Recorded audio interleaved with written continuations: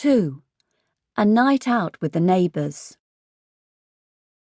They had been sitting in the pub, Coventry Dakin and her friends.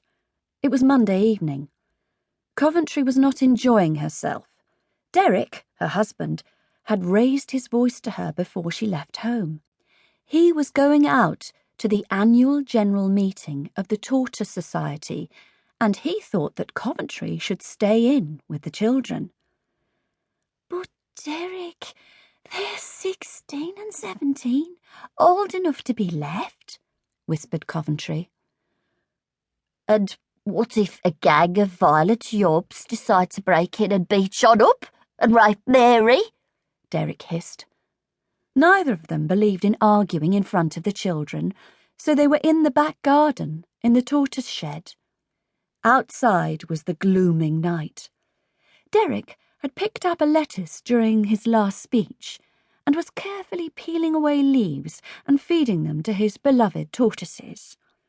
Coventry could hear their shells clacking together as they rushed towards Derek's hand.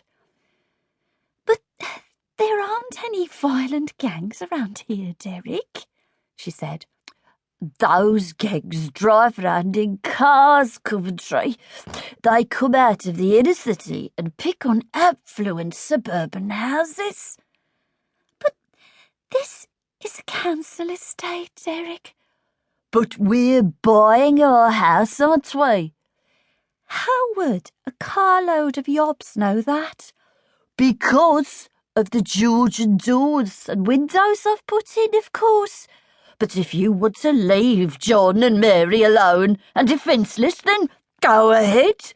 Go out drinking with your common friends." Coventry didn't defend her friends against this charge because they were, undeniably, common. "Anyway, I don't like to think of you sitting in a pub." He was sulking now. Coventry could just make out his pushed-up bottom lip in the dark.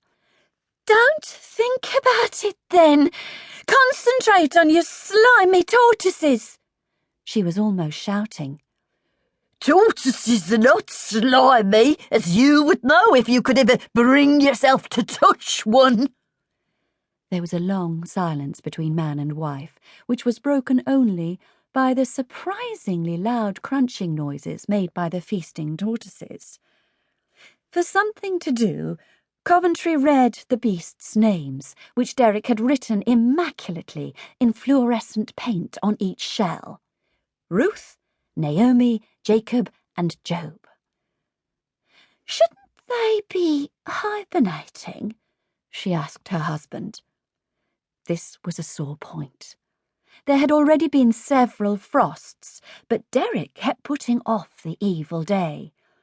The truth was that he always missed them during the long winter months. "Allow me to decide on a suitable date for the hibernation, will you?" said Derek. But he thought to himself, "Must get some straw on my way home from work tomorrow." Derek was worried. A series of disastrous summers had put his pets off their food, thus leaving them short of body fats and jeopardizing their chances of surviving their winter sojourn in dreamland. He tried force-feeding them, but had stopped when they'd shown obvious signs of distress. He now weighed them daily, noting their respective weights in an exercise book. He blamed himself for not noticing their anorexic condition earlier, though how he was supposed to see through their thick shells he didn't know. He didn't have X-ray vision, did he? "Now, if you don't mind." Derek had held the shed door open for Coventry.